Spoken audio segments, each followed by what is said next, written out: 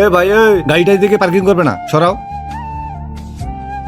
Good afternoon ma'am. Good afternoon ma'am. এই নাও তোমার salary. কিন্তু ম্যাম এখনো তো স্যালারির ডেট আসেনি। আসলে বেশ কিছুদিনের জন্য আমরা ট্যুরে যাচ্ছিলাম, ফিরতে ফিরতে তোমার স্যালারির ডেট হয়ে যাবে, তাই ভাবলাম আগেই দিয়ে দিই। Thank you ma'am, thank you.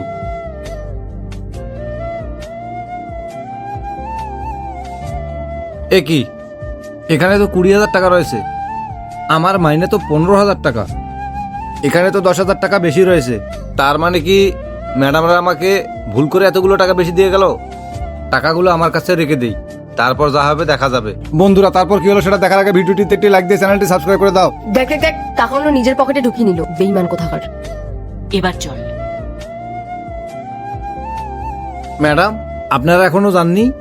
আসলে একটা জিনিস ফেলে রেখে গেছিলাম তো, ওটাই নিতে এসেছি।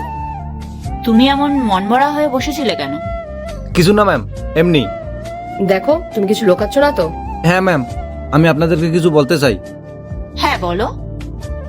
ম্যাম, আমার তো মাইনে 15,000 টাকা, এখানে 10,000 টাকা আপনি আমাকে বেশি দিয়েছেন, 25,000 টাকা আছে এখানে। মাথা ঠিক আছে তো তোমার? তোমাকে 10,000 টাকা এক্সট্রা স্যালারি আমি কোন খুশিতে দেবো? দিদি, তুই টাকাগুলো ঠিক করে গুনে দিয়েছিলিস তো ওকে? হ্যাঁ, আমি তো টাকাগুলো গুনেই দিয়েছিলাম ওকে। না না ম্যাম, আমি তো টাকাগুলো পকেটে ঢুকানোর সময় গনে নিয়েছিলাম।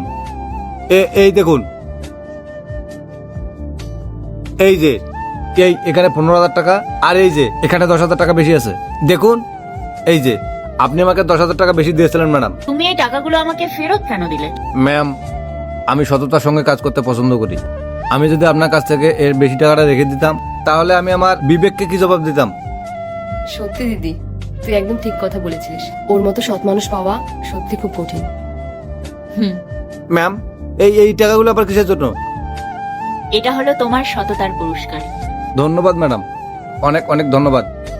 ঠিক আছে, তুমি মন দিয়ে কাজ করো, আমরা আসছি।